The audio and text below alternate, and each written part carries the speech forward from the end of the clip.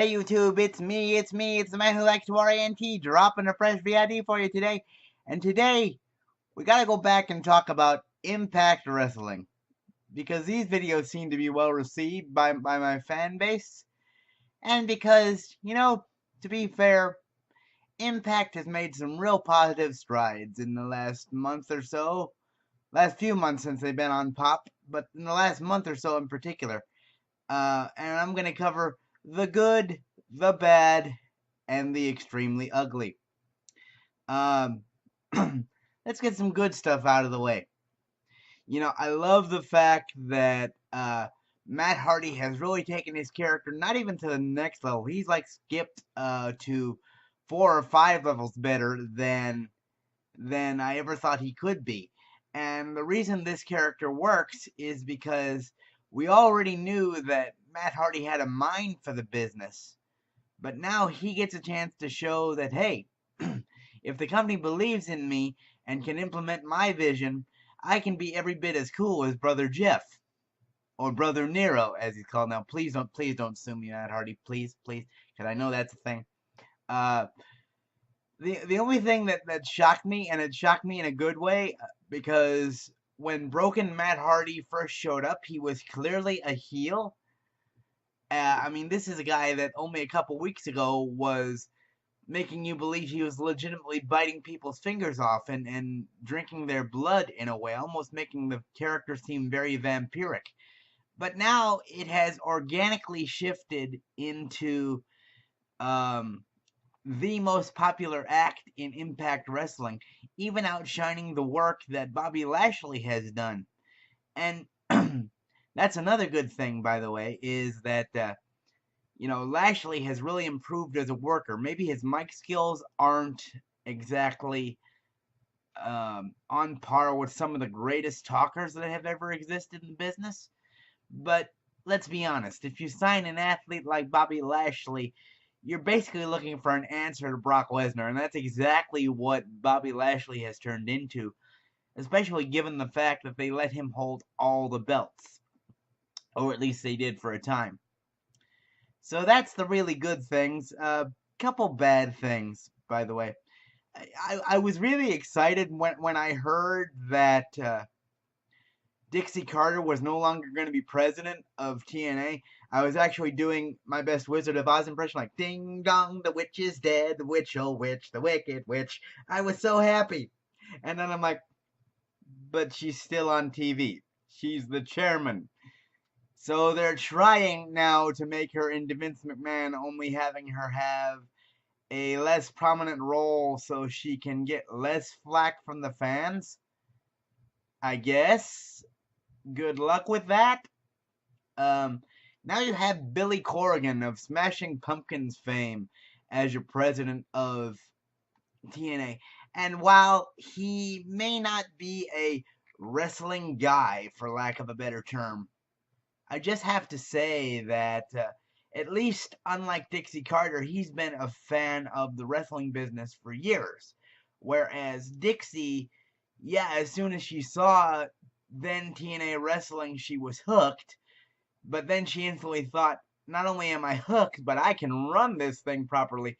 No, you can't. I'm very sorry, but your lack of wrestling knowledge was exceedingly apparent, and at least Billy can have a basic knowledge of how matches can be presented and stories can be built, and it seems to be working well. So those are the upsides, along with a few negatives along with it, but mostly those are the things that are beginning to push TNA to a more prominent level. And with recent acquisitions like Aaron Rex, formerly Damian Sandow, and now that we can confirm that Cody Rhodes, you know who I'm talking about, he's now on his way to Impact as well. So they're beginning to pick up more and more star power. I'll be interested to see if they end up signing people like Alberto Del Rio and Paige now that their relationship with WWE, one has ended and one seems like it's on the verge of ending. So if they can get more star power, they'll really push themselves to the next level. But unfortunately, for every good few things they do to get the company going in the right direction, they have to do one thing that takes them takes them majorly back. Major step backwards. And in this case, you can tell what it is by the thumbnail of this video. I speak, of course, of the newly incarnated TNA Grand Championship. Now, don't get me wrong.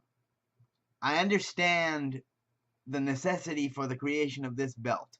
It was designed to replace the renamed multiple times King of the Mountain title, and it was designed to give another feud, another belt for mid-carders to feud over to possibly push them into prominence. And that's great, except they decided that this belt needed to be defended in a new style of match. Now, if I were booking the company, I would have made it like a hardcore title with a return to the weapon style match on a consistent basis, because that seems to be lacking in the current product. But I've talked about how wrestling's been PG for long enough now, and they really should think about returning to a TV-14 style format. But that's neither here nor there. No, that's not what TNA did, though, did they?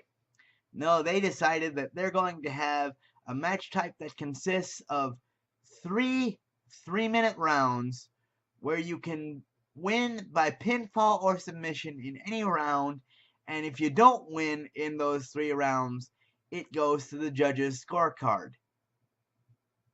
See this face I'm making? This is what I actually did when they actually announced how this title was going to be decided. And let's be fair. I know you don't have a lot of star power, but can we not tell that the final is going to come down to Drew Galloway and Aaron Rex already? That's because none of your other mid-carder people like Braxton Sutter, Rockstar Spud, Mandrews, or even Trevor Lee in the X Division have not been built up properly, so you've essentially made it a two-man show, which works for the inaugural championship. But once this thing is settled, if you're really going to try to go forward with it, you need to build up rosters to make people more credible. And that's something I'm not sure TNA properly knows how to do. So you've got a match type that no one wants because it doesn't make sense, not only because we're not boxing, we're not MMA. In fact, it makes hardcore fans like me have flashbacks to the terrible period in the Attitude Era, known as the Brawl for All. But now you have a final match at Bound for Glory that everyone can see coming from a mile away. I know wrestling's predetermined and this, that, and the other, but we do like twists. We do like twists, turns, and unexpectedness. Sorry, I thought I saw something out of the corner of my eye. So, really, I don't know where they're going to go with this, but that is the big stepping stone to TNA truly taking it to the next level, because they're already doing things that WWE is too chicken shit to get away with. Things like the final deletion or delete or decay. I love that the Hardys are over. I love that they found a way to work my second favorite act in the stable known as Decay into this storyline. It's unfortunate that Decay is going to drop the titles to the Hardy Boys at Bound for Glory. I can almost guarantee it. But it is what it is, and it could be a long-term rivalry. And I don't think the Death Dealers are done, as they call themselves. So, what's your opinion of the TNA Grand Championship? Or maybe if this is the first time you've heard about it, go and watch some matches. I'm sure you can find them on YouTube or TNA's YouTube channel. And let me know what you think. Am I wrong in my perception of the TNA Grand Championship division? Post down in the comment section below. If you like this video, click that thumbs up. It really helps. If you don't want to miss a video by the Wrestling Rancher, click that subscribe button, and every time a new video of mine goes live, you won't miss it. Thanks for watching, guys. Ranter's going to get off the soapbox. Have a nice day. Bye-bye.